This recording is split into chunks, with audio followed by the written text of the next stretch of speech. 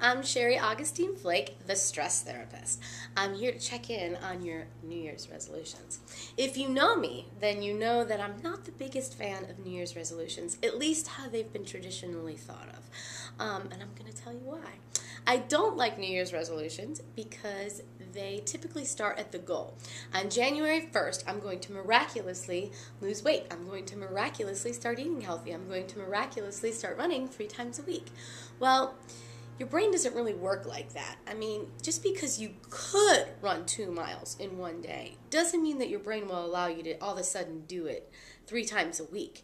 It needs time to get used to that. It doesn't see yourself as a runner, so it's going to take a little getting used to. Funny, I never hear people say, I'm going to start doing Jimi Hendrix licks on January 1st. It's almost like a part of us knows that we can't just miraculously start doing things on January 1st.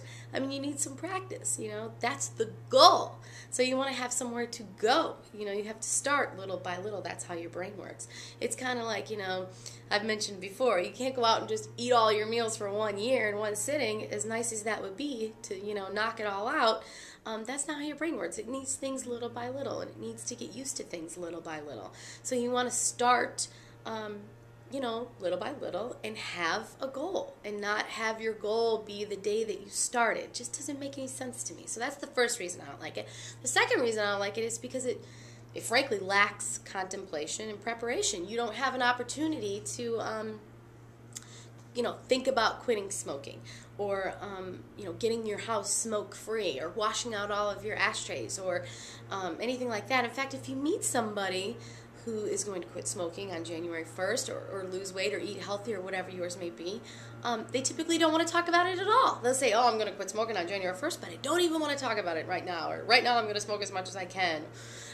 That's not really the way to go. You want to give your brain some opportunity to learn about what it might be like to be a non-smoker, what your house might look like or smell like, what a non-smoker does. Does a non-smoker exercise? Does a non-smoker clean up more? What does a non-smoker do?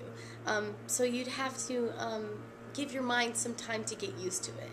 And that way you pave the way for your mind to see yourself as a runner, for your mind to see yourself as someone who eats healthy.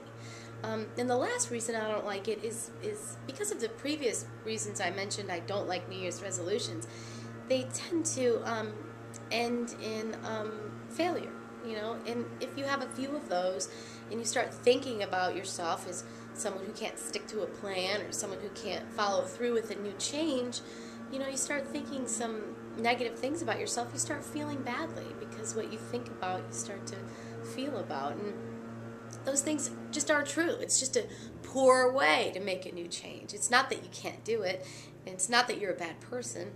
It's that just wasn't the route that you need to take. Now, I have some great tips on how to stick to New Year's resolutions, where I think the end of your year should be the goal.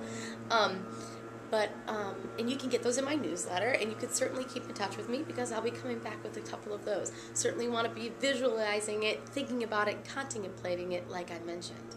So you can always check me out at the web at www.thestresstherapist.com.